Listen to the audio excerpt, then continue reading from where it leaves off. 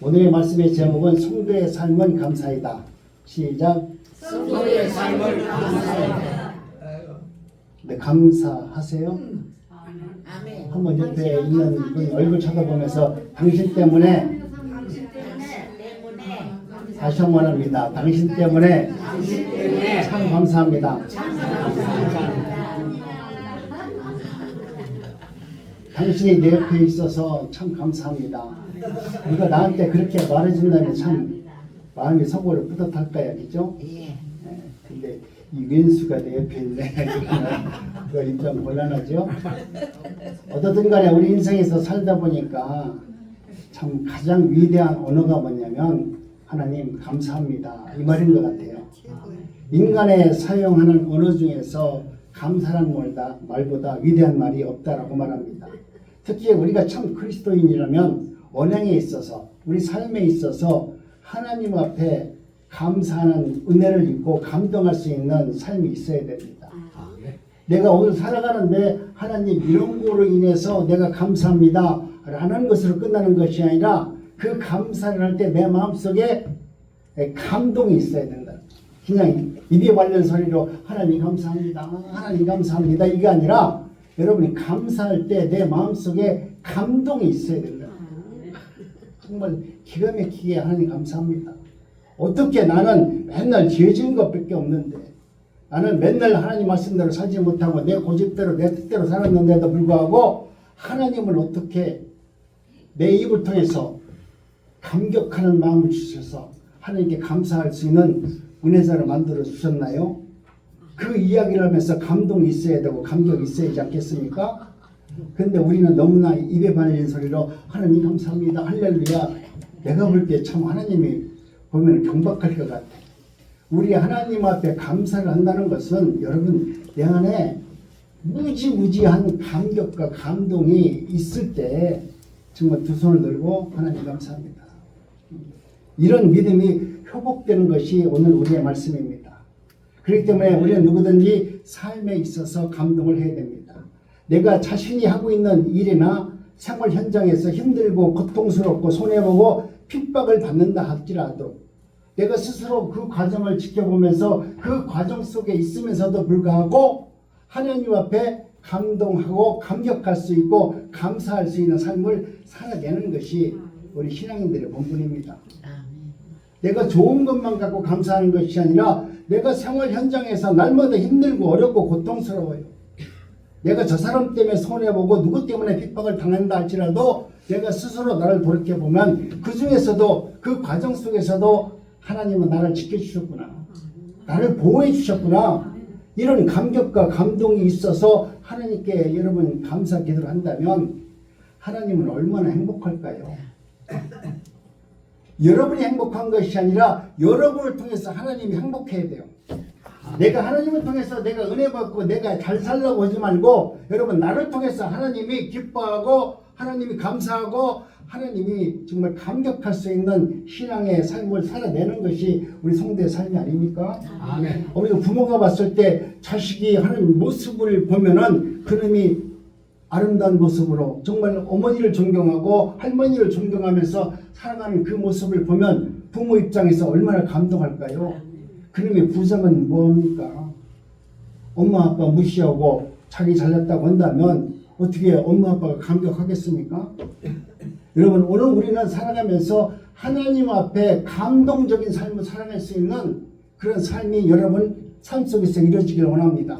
환경을 초월하는 그런 삶이 있다 할지라도 여러분 감격하고 감동하는 삶을 살아내시기 바랍니다. 우리가 보는 시편을 보니까 시편에는 온통 우리 두 가지 독특한 단어를 발견할 수 있는데 그것은 뭐냐면 감사하라 그리고 찬양하라, 이 두 단어입니다. 내 영혼아 여호와를 송축하라, 내 속에 있는 것들아 다 여호와의 거룩한 이름을 송축할지어다. 시편 전체는 다 하나님 앞에 감사와 찬양과 송축하라로 되어 있습니다. 이렇듯 찬양하라와 감사하라는 선포가 시편 전체를 가득 채우고 있다라고 하면 저와 여러분들도 우리 일상생활에서 날마다 감사하는 조건을 여러분이 찾아내시기 바랍니다. 돈 버는 거 찾지 말고 좋은 양 찾지 말고 여러분이 오늘 살아가면서 마지막 순간 잠자리에 들어가기 전에 하나님 오늘 내게 주신 은혜가 이거였군요. 그것을 붙들고 감사할 수 있는, 그리고 감격하면서 여러분 잠자리에 들어보세요. 얼마나 행복한 삶이 되겠습니까? 우리가 찬양을 불러도 만집이 내가 있으면 그 입다 가지고 내 구주 은총을 날마다 늘 찬양하겠네, 그렇게 찬양을 하지 않습니까? 그래서 에베소서 5장 19절로 20절에 보면은 시와 찬미와 신령한 노래로 서로 화답하며 너희의 마음으로 주께 노래하며 찬양하며 범사에 우리 주 예수 그리스도의 이름으로 항상 아버지 하나님께 감사하라. 성경을 보면은 오늘 우리들의 만족을 이야기하는 것이 아니라 하나님의 만족을 위해서 우리 힘을 불렀고 우리를 찬양하는 자리로 불러내셔서 찬양받기 위해서 우리를 부르셨고 지명하셨대요. 그렇기 때문에 저와 여러분들은 항상 기뻐하라, 쉬지 말고 기도하라, 범사에 감사하라. 이는 그리스도 예수 안에서 너희를 향하신 하나님의 뜻이래요. 오늘 우리는 내 뜻을 위해서 기도한다고 하지만 여러분, 우리는 하나님의 뜻을 위해서 기도할 수 있어야 돼요. 하나님, 오늘 나에게 주신 성경 말씀이 있다면 그 말씀이 하나님의 뜻 가운데서 이루어지기를 원합니다. 그러면서 기도해야 돼요. 여러분, 내가 오늘 이 문제가 있으니까 이것을 해결해 주세요 기도가 아니라 하나님의 말씀이 이 땅에서 이루어지고 그 의가 이루어지기 위해서 여러분이 그 말씀을 붙들고 기도할 수 있어야 돼요. 그러면 놀라운 일이 일어납니다. 아멘. 여러분이 여러분의 삶을 위해서 기도하는 것보다 여러분이 하나님께서 주신 레마의 말씀을 붙들고 그 말씀이 이 땅에서 이루어지길 위해서 기도하고 하나님의 의가 이 땅에서 이루어지길 위해서 여러분이 기도한다면 여러분의 삶과 기도의 방법이 바뀌어질 거예요. 여지껏 나를 위해서 기도했다면 이제는 하나님의 말씀이 이루어지는 것을 붙들고 여러분이 기도하시기 바랍니다. 그러면 그 기도 속에는 하나님의 놀라운 성령의 은혜와 능력이 임재하셔서 하나님의 뜻을 분별하면서 살 수 있는 길을 하나님께서 이렇게 열어주게 됩니다. 그렇기 때문에 성도의 입술은 항상 감사와 찬양으로 가득해야 돼요. 그렇기 때문에 성경을 우리가 가만히 바라보면 대부분의 고통을 많이 겪은 사람, 그리고 시련과 폭풍을 지나온 사람, 그리고 이런 삶 속에서 많은 어려움을 겪은 사람들이 성경에 보니까 감사하다라고 그랬어요. 하루를 그렇게 평안하게 산 사람이 하나님, 나는 태어나서부터 잘 먹고 잘 살고 부자가 되게 해주셔서 감사합니다. 성경에는 그런 기록이 없어요. 성경에 보니까 참 많은 고생들을 하셨어. 많은 치욕을 당했고 침뱉음도 당하고 정말 농욕도 당하고 사람들에게 조롱과 멸시를 당했음에도 불구하고 그들의 마지막 가장 아름다운 언어는 주님을 찬양합니다. 하나님 감사합니다. 여러분, 이 말이었습니다. 그런데 여러분, 고난을 모르는 사람은 감사와 깊이와 그 은혜를 알지 못해요. 내가 고난을 당해봐야 내가 정말 하나님께서 주신 은혜의 깊이를 알게 돼서 내 뼛속 깊은 곳에서 하나님을 찬양하는 말이 나오게 됩니다. 죽음의 고비를 넘긴 사람, 절망에서 다시 인생을 찾은 사람, 그리고 더 이상 내가 희망이 없다고 여겨졌던 사람들이 하나님의 말씀에 의해서 회복되어졌을 때 참된 눈물이 있고 기쁜 감사가 흘러나오게 되어 있습니다. 하나님은 그 일을 하기 위해서 오늘 우리들로 하여금 하나님 앞에 시련과 연단을 통해서 하나님 앞에 정말로 네가 진정으로 감사하고 찬양할 수 있는 은혜자가 되기를 원하십니다. 여러분, 이제는 내가 하나님의 말씀 가운데 날마다 감사가 여러분 삶 속에서 회복되고 그 감사를 통해서 이루어지길 바랍니다. 그런데 내 마음속에 감사가 없고 받은 은혜가 없는 사람은 감사가 하기가 쉽지 않아요. 내가 하나님께서 주신 은혜를 정말로 감사하고 고백할 때 감사는 이루어집니다. 감사 받은 은혜를 이제는 내 속에서 하나님 감사합니다 라고 멈춘 것이 아니라 내가 받은 감사를 이웃에게 나눠줬을 때 그 감사는 완성된다고 말합니다. 본문을 통해서 저와 여러분들은 다시 한번 하나님의 놀라운 은혜를 한번 경험하시기 바랍니다. 오늘 우리들에게 하신 말씀은 하나님께서 말씀하신 이유가 뭐냐면 너희들이 고난 가운데 살면서 많은 사람들이 고통이 있지만 오늘 본문은 10명의 문둥병자들이 예수님을 만나는 장면입니다.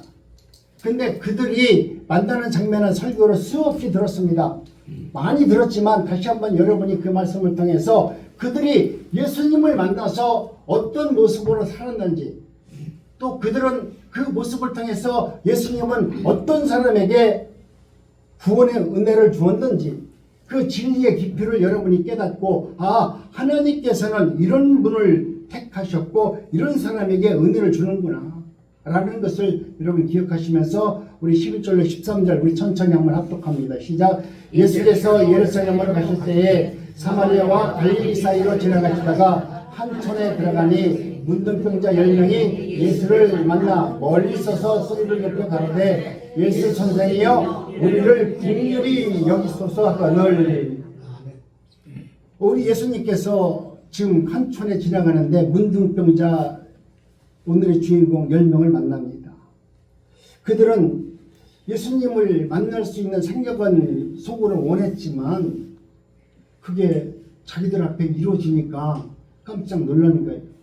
우리는 모든 일 앞에서 우연이라고 말합니다. 어떻게 이렇게 우연이가 있지? 우연이지? 그런데 여러분 지나고 보면 여러분의 삶의 뒤안길을 쭉 지나고 보면 아, 이건 우연이 아니었구나. 이건 필연이구나. 하나님께서 나를 그렇게 만들기 위해서 그런 과정 속으로 나를 밀어 넣으셨구나. 이것을 통해서 하나님께서 내 믿음과 내 영혼이 하나님을 기뻐하는 사람으로 만들기 위해서 그 일을 행하셨구나. 우리가 지나면 그때서 하나님이 나를 부르신 그 은혜를 알게 됩니다. 그렇기 때문에 오늘 우리는 사람들에게는 우연히 만났다고 하지만 우리 하나님은 필연적으로 만나주셔서 그 한 사람의 변화를 오늘 우리들에게 말씀하고 있습니다. 우연히 예수님을 만나 구원을 받았는데 나중에 알고 보니까 내가 예수 믿는 거 이거 고생 믿은 거 아니잖아요. 내가 우연히 정말 어쩌다가 내가 최정희 씨를 만나가지고 내가 결혼했는데 그러다 보니까 우연히 내가 목사가 된 것이 아니고 지나가 보니까 이게 필연이었더라. 옛날에는 그게 우연히 너무나 기분이 나빠가지고 어떻게 해서 내가 목사가 되어야 되고 내가 기도를 해야 되고 내가 왜 일을 해야 됩니까? 라고 그 우연을 내가 아주 그냥 내가 만난 것을 가슴을 친 적도 있어요. 근데 지나가 보니까 그것은 하나님의 필연이었다. 하나님께서 그렇게 만들기로 작정하셨고 나 같은 사람을 하나님이 세워서 하나님의 종으로 만든 것을 우리 성도님들이 똑똑히 봐라. 저렇게 못된 놈이 저렇게 이기적이고 자기 멋대로 사는 놈을 세워가지고 하나님이 설교자로 세우셨다는 그 하나님의 위대하심을 보라는 거예요. 이 목사가 잘난 거 보지 말고 나를 만들어 사용하신 그 하나님을 바라보라는 거예요. 오늘 본문 말씀은 굉장히 함축되어서 말씀하고 있지만 엄청난 사건들을 만날 수 있습니다. 당시 문둥병자라 하면은 사람들로 하여금 많은 저주를 받았어요. 그 당사자들은 얼마나 힘들었겠습니까? 그래서 그들은 물어봤을 겁니다. 아니 하나님 어떻게 해서 내가 문둥병자를 걸렸습니까? 사람들이 대답해 주지 않아요. 하나님도 대답해 주지 않습니다. 그러니까 똑똑한 사람들한테 지나가면서 물어보는 거예요. 그러면 내가 문둥병 걸린 것이 내 부모가 잘못했습니까? 누가 잘못했습니까? 뭐 때문에 내가 문둥병을 걸렸습니까? 아무리 물어봐도 그렇게 잘한다고는 제사장이나 그 누구도 한마디도 거기에 대해 답변을 못해요. 네 아비가 잘못해서 문둥병 걸렸다 이렇게 하는 사람도 없고 네가 문제가 있기 때문에 그렇다라고 말하는 사람도 없고 그저 너는 문둥병 걸렸기 때문에 너는 하나님의 저주받은 자다. 그러고서 돌 던지고 침 뱉고 외면하는 것 외에는 하는 것이 없습니다. 그런데 오늘 우리는 이런 문둥병자를 우리 예수님이 만나주셨습니다. 그러나 그들이 예수님 곁에 다가갔을 때 그들의 마음과 그들의 심정은 말 그대로 절망적이고 절망적인 가운데서 예수님을 바라보면서 그들은 희망을 본 것입니다. 내가 속으로 생각했는데 그분이 지금 내 앞에 지나가고 그분을 만나면 어쩌면 내 문둥병도 고치지 않을까 하는 그 절박한 마음이 그들에게 있었습니다. 그들은 내가 이렇게 살 바에는 내가 오늘 예수님을 한번 만나보고 죽는 게 소원이라고 생각하고 나왔을 겁니다.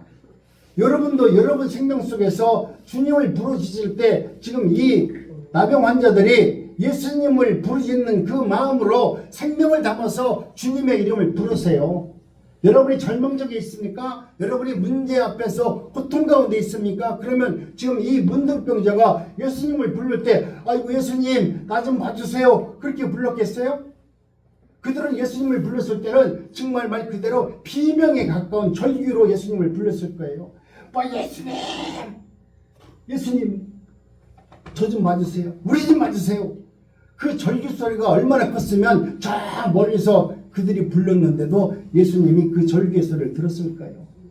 그들은 모든 것을 예수님의 이름을 부를 때 자신의 생명을 담아서 부르는 겁니다. 만약 그들이 가까이 갈 수 있었다면 가까이서 불렀겠지만 가까이 갈 수가 없잖아요. 그들이 가까이 오면 돌을 던져서 오히려 자신들이 이야기도 못할 것 같으니까 그 먼 거리에서 생명을 담아서 주의 이름을 부릅니다. 여러분 그것을 한번 생각해 보세요. 아 내가 지금 예수를 믿는다고 하면서 정말 예수님 앞에 이 나병 환자처럼 절박한 마음으로 생명을 담아서 내가 주님의 이름을 부르고 있는가? 내가 주님을 찾고 있는가? 주님을 의지하고 있는가? 그분이 나의 생명의 주인이고 나의 메시아고 그분을 통해서 나는 내 인생과 삶의 가치관이 바뀐다라는 사실을 알아서 내가 그분을 찾고 있는가? 그냥 남들이 좋아하니까 주여 주여 하니까 아 나도 이렇게 하면 천국 가겠지 이것이 아니라 오늘 이들과 같이 주의 이름을 부르는데 이유를 따지지 않고 묻지 않고 생명을 담아서 주의 이름을 부르는 이 나병 환자들을 여러분 보시기 바랍니다. 12절에 보니까 한 촌에 들어가시니 문둥병자 10명이 예수를 만나 멀리 서서 라는 말이 나오죠. 여러분 멀리 서서 소리를 질렀다. 예수 선생이여 우리를 불쌍히 여기소서. 그들은 지금 제가 이렇게 얌전하게 부르는 것이 아니라 그들은 목이 터져라. 정말 자신들이 낼 수 있는 소리를 다 질러가면서 비명에 가까운 소리로 예수님을 불렀지 않겠습니까?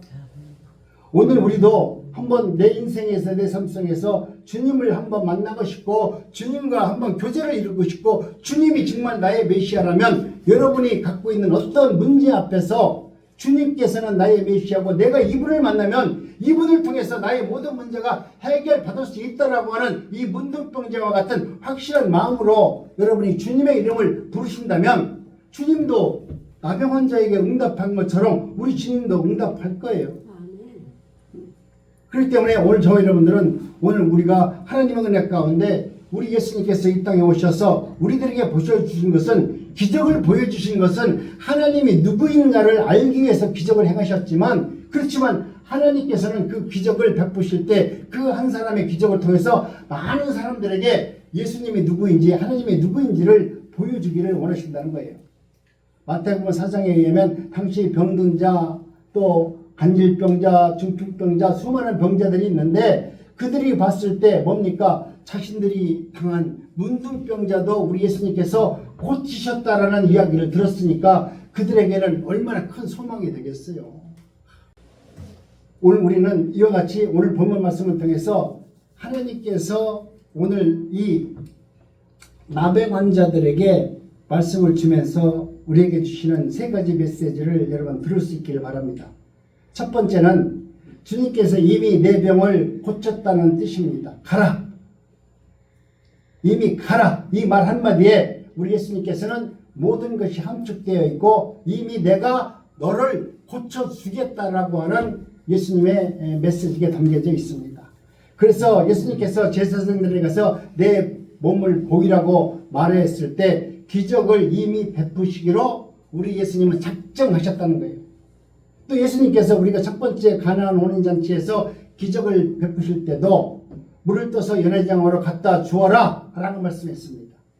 예수님께서 이미 물을 떠서 연회장으로 갖다 주어라 이렇게 말했을 때 물이 변해서 포도주가 되도록 주님은 만들어 놓으신 겁니다. 오늘 우리는 주님께서 그렇게 말씀하시면 하나님께서 이루어진다는 것을 여러분이 믿으시기 바랍니다. 그 믿음 속에서 하나님의 놀라운 역사가 일어나는 것입니다. 구약 성경에 보니까 아람왕 대장군 나만이 나오는데 그는 큰 용사였지만 자신이 문둥병에 걸려 있습니다. 그러니까 대장군으로서 문둥병에 걸려 있으니까 온갖 사람들에게 어떻게 하면 병을 고칠까 얼마나 많은 노력을 했겠습니까? 그럼에도 불구하고 그는 그 병을 고칠 수가 없었습니다. 그래서 그때 그는 바로 엘리사를 찾아가면서 자신의 병에 대해서 고치기를 원했습니다. 그런데 뭐라고 말하냐면 너는 요단강에 가서 7번 씻으라 이렇게 말씀을 해요. 아니 그것도 말 그대로 엘리사가 나와서 얘기하는 것이 아니고 성원이 나와서 얘기하는데 얼마나 기분 나빠요.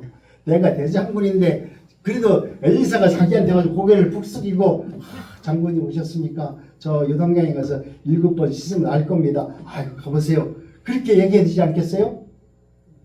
나라도 우리 지금 우리나라 한 사성 장군이 와가지고 나한테 뭐 기도해달라고 그러면 아이고 그럽니까라고 나도 그렇게 할 거 아니에요. 근데 여기 보니까 목사가 어떤 거냐고 얘기하는 걸 하는 거예요. 그 사람이 아무리 지위가 높다 할지라도 영적 본인은 주님에게 있어요. 하나님의 메시지를 전할 수 있고 하나님의 뜻을 이룰 수 있는 것은 그 말씀을 선포할 수 있는 것은 오직 제사장을 통해서 하신다는 것을 의미합니다. 그러니까 지금 그렇게 이야기했을 때 상황이 얘기하더라도 그것을 하나님의 말씀으로 받아들였다는 게 여러분 중요한 겁니다. 그래서 남한 장군도 그 말을 듣고 갈등을 하는 거야. 내가 이거 요단강에 들어가야 되는지, 내가 이 사원의 말을 들어야 되는지, 아무리 엘리사가 똑똑하고 아무리 능력자라고 해도 그 말을 믿어야 될 것인지 얼마나 고민했겠습니까? 거기서 고민하면서 한 얘기가 뭐라고 말합니까? 다메섹 강에 아마니와 다비바를 이스라엘 강보다 낫지 않겠느냐? 우리 동네에 있는 강들이 지금 요단강보다 깨끗하고 좋은데 거기서 몸을 씻으면 나을 건데 왜 굳이 여기서 내가 씻어야 낫겠느냐라는 고민을 하게 됩니다. 그러나 남한 장군은 곧 순종하기로 마음을 먹었습니다. 그리고 옷을 벗고 요단강 물에 들어가는데 자신의 상처를 보여줄 수밖에 없잖아요. 이제는 사람들에게 내 몸을 홀딱 벗겨서 다 보여줄 수밖에 없는데 자신의 모든 것을 치부를 드러내면서까지 그는 요단강에 들어갑니다. 6번까지 들어갔을 때 여러분이 잘 알고 있듯이 낫지 않았어요. 마지막 7번째 들어갔을 때 하나님께서 역사하셔서 그 병을 고쳐주시게 됩니다. 여러분 오늘 우리는 우리의 삶 속에서 내가 하고 있는 중에서 하나님 나는 여기까지 당신을 위해서 내가 기도했고 당신 때문에 충성을 했는데 왜 나에게는 그런 일이 안 일어날까요? 라고 이야기하지 마시고 여러분이 하나님의 그 뜻이 이루어질 때까지 여러분 그 일을 위해서 여러분 순종할 수 있어야 돼요. 그 순종이 내가 살아있는 날 이루어지지 않는다 할지라도 내가 죽는 그날도 이루어지지 않는다 할지라도 그 말씀 앞에 끝까지 순종하면서 그 일을 위해서 기도할 수 있고 나갈 수 있는 믿음의 사람들이 되었을 때 하나님은 놀라운 은혜와 역사를 우리에게 허락해 줄 겁니다. 여러분 믿음은 바라는 것들의 실상이요 보지 못하는 것들의 증거다라고 이야기합니다. 예수님께서 문둥병자에게 믿음의 비밀을 가르쳐 주기를 원하셨습니다. 아니 오늘 우리들에게 믿음이 무엇인가 순종이 무엇인가를 알려주기 위해서 이 사건을 성경에 기록해 놓고 하나님은 우리에게 지금 말씀하고 있는 겁니다. 우리에게도 믿음은 구원에 이르는 하나님의 놀라운 유일한 방법입니다. 믿음의 두 번째 비밀은 믿음으로 복을 얻는다는 진리를 가르쳐 주기 위해서 우리 주님께서는 제사장에게 너의 몸을 보이라 이렇게 말씀했습니다. 예수님의 말씀을 들은 10명의 문둥병자들은 즉시 제사장을 향해서 앞으로 나갔습니다. 그러나 그들의 마음속에는 얼마나 두려운 마음이 있겠습니까? 그들이 제사장을 만날 수 없는 신분이라는 것을 너무나 잘 아는데 내가 예수님 앞에 나갔을 때 이 몸으로 제사장 앞에 나갔을 때 제사장이 보고서 가만두겠습니까? 더군다나 내 몸을 보여주면서 나왔는지 안 나왔는지 봐주세요. 만약 안 나왔다고 못할 거예요. 자신들은 죽을 수밖에 없는데 그들은 예수님의 말씀을 믿고 제사장 앞으로 나가는 믿음이 있었다는 거예요. 우리 예수님께서 반드시 내가 제사장 앞에 가라고 하셨다면 하나님은 예수님은 나를 치유해 주고자 하시는 예수님께서 주시는 그 믿음을 붙들고 그 확신을 가지고 그 자리로 나갔다는 거예요. 오늘 저와 여러분들도 과연 그런 믿음이 있습니까? 그런 믿음 가운데 하나님께서는 저와 여러분들로 하여금 하나님의 은혜를 경험하게 합니다. 믿음이 이르기 전에는 누구든지 불안한 마음이 있잖아요. 내가 이렇게 하면 될까? 이거 안 될 거야. 얼마나 마음속에 갈등이 있습니까? 그런데 여러분 이 모든 것을 다 내려놓고 하나님께서 주시는 그 믿음을 붙들고 나갈 때 믿음의 열매가 맺어지기 시작합니다. 여기에 놀라운 사실이 있습니다.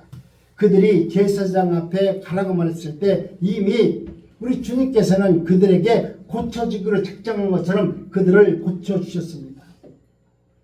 문둥병으로 일그졌던 그 얼굴들이 변화됐고 서로를 바라보면서 얼마나 감격을 했겠습니까? 하나님께서 오늘 우리들에게 하나님의 역사와 하나님의 뜻을 이룰 때는 하나님은 천지 만물을 당신이 만들어 놓고 창조해 준 그 역사를 다 뒤집어서라도 하나님은 기적을 행하시는 분이에요.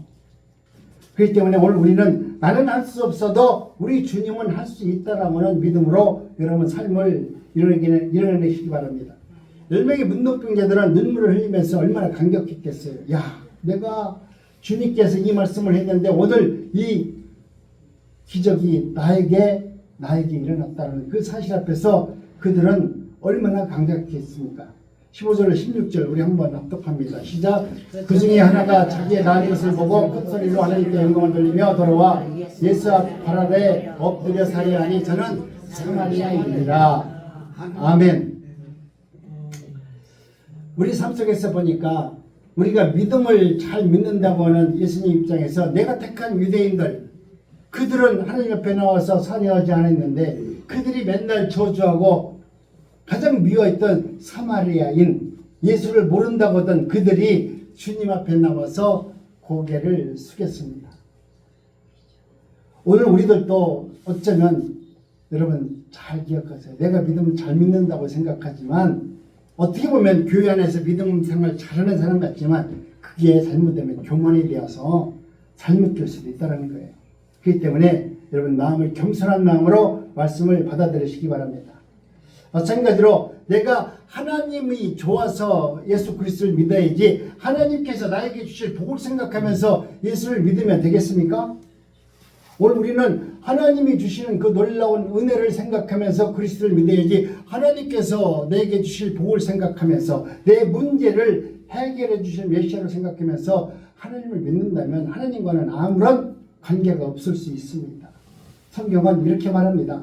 우리 한번 합독합니다. 시작. 비록 무화과 나무가 없지 못하며 포도나무에 열매가 없으며 감람나무에 속집이 없으며 밭에 식물이 없으며 우리의 양이 없으며 외양간에 소가 없을지라도 나는 여호와로 인하여 즐거워하며 나의 구원의 하나님을 인하여 기뻐하리로다. 하나님, 이와 같이 저와 여러분들은 지금 하박국 선지자가 기도한 겁니다. 어떻게 해서 저렇게 예수 안 믿고 저렇게 하나님을 대적하는 저놈들은 잘 됩니까? 아니 나는 지금 하나님 잘 믿잖아요.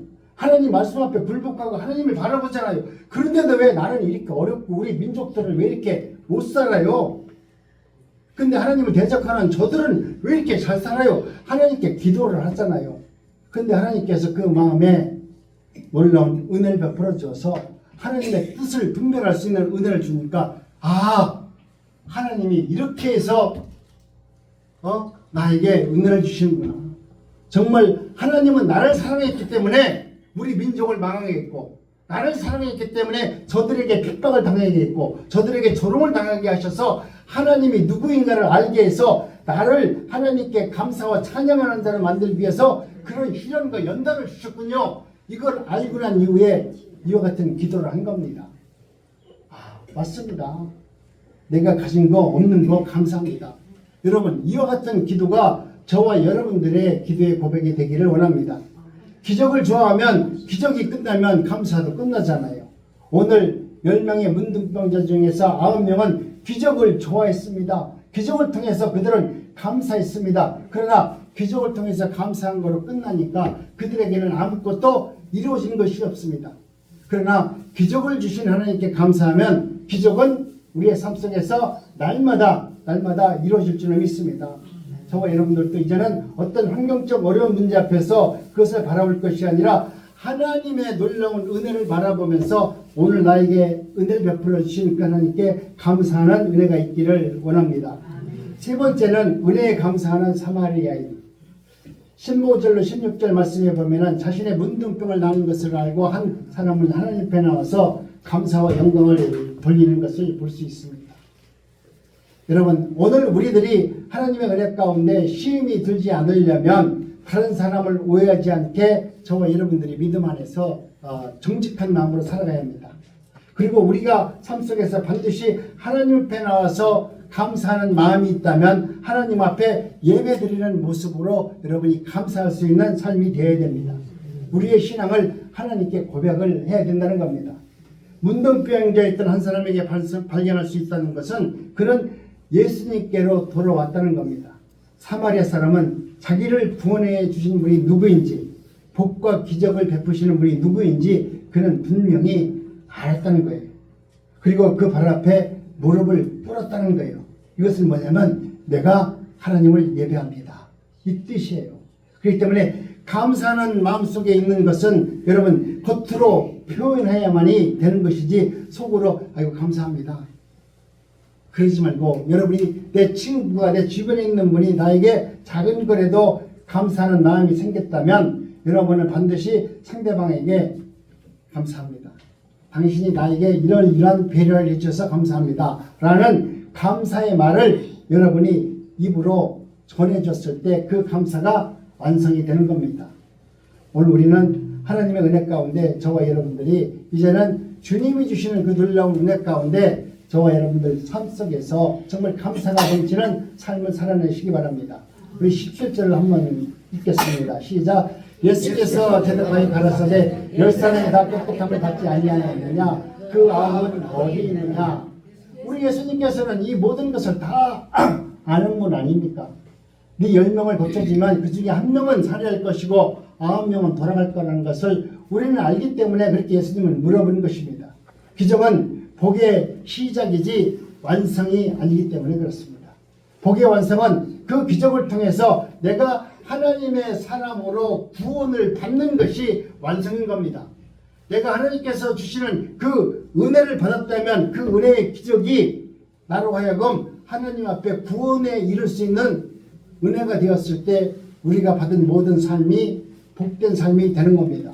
내가 아무리 하나님께 기적을 많이 받았고 아무리 복을 많이 받았다 할지라도 내가 구원을 받는 그런 확실한 믿음이 없다라고 하면 우리는 하나의 기적을 받고 이 10명의 나병 환자와 같이 감사합니다, 감사합니다 그러면서 제 갈 길로 갔거늘 아무리 똑똑하다 할지라도 그들은 제 갈 길로 갔습니다.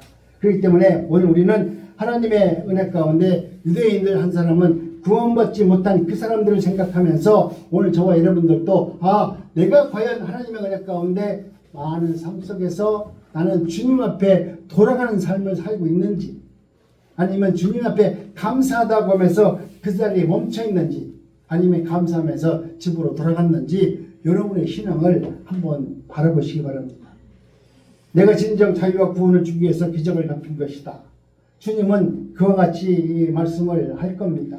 오늘 우리들의 삶 속에서 우리 주님은 이와 같은 말씀을 할 겁니다. 이 이방인 외에는 하나님께 영광을 돌리러 온 자가 없느냐 하시고 그들에게 이르시되 일어나 가라 내 믿음이 너를 구원하였느니라. 자신의 생명을 드렸고 자신 앞에 진실을 내어드렸더니 그 기적을 통해서 하나님 앞에 살해하고 예배를 드렸더니 내가 원치 않았던 알지 못하는 하나님의 영원한 구원을 이뤘던 한 사람의 나병 환자. 오늘 이 말씀을 통해서 여러분도 나도 주님 앞에 나와서 모든 것을 내려놓고 주님께 예배하는 예배자가 되어서 주님이 기뻐하는 삶을 살아내기를 바랍니다. 내가 진정 자유와 구원을 주기 위해서 기적을 베푼 것이다. 가라 내 믿음대로 될지어다 라고 하는 예수님의 마음이, 그 목소리가 여러분 귀에 들리시기를 원합니다. 사랑하는 성도 여러분, 육신의 병을 고치고 영혼의 병을 고치고 영혼이 구원받지 못한다면 그건 참 불쌍한 겁니다. 내가 하나님 앞에 나와서 기도했고 그럼에도 불구하고 내가 육신의 병을 고쳤고 또 내 문제를 해결받았음에도 불구하고 나는 하나님 앞에 구원을 받지 못한다는 것만큼 불행한 것이 없습니다. 차라리 썩어질 육신의 병이 들었다 해도 영혼이 구원받는 것이 여러분 큰 축복이고 은혜라는 것을 믿으시기 바랍니다. 오늘 저와 여러분들은 어떻습니까? 나는 지금 예수님을 믿고 있는가? 여러분 삶 속에서 그러한 일들이 일어나고 있는가? 이번 추수감사절을 통해서 주님이 기적에 감사할 뿐만 아니라 구원을 베풀어 주신 그 은혜에 감사할 수 있는 은혜가 있기를 원합니다. 불행할 때 감사하면 그 불행이 끝나고 형통할 때 감사하면 그 형통은 이어진다고 찰스 스펄전이 우리에게 말했습니다. 하나님은 우리가 단지 감사함을 느끼는 것을 원치 않습니다. 오히려 우리의 삶 속에서 하나님 앞에 감사하는 표현을 하기를 하나님은 원하십니다. 어떤 고난을 당한다 할지라도 죄악이 아닌 또 죄악 가운데 있다 할지라도 하나님께서 나를 구원해 주신 그 은혜를 생각하면서 감사할 수 있어야만 됩니다. 살아 숨 쉴 수 있어 감사합니다. 내가 누구를 만질 수 있어서 감사합니다. 라는 우리가 노래도 있듯이 여러분 이번 추수감사절을 통해서 순종이 회복되고 믿음이 회복되고 감사가 회복되는 저와 여러분 모두가 되시기를 주님의 이름으로 축복합니다. 기도합니다. 하나님 감사합니다.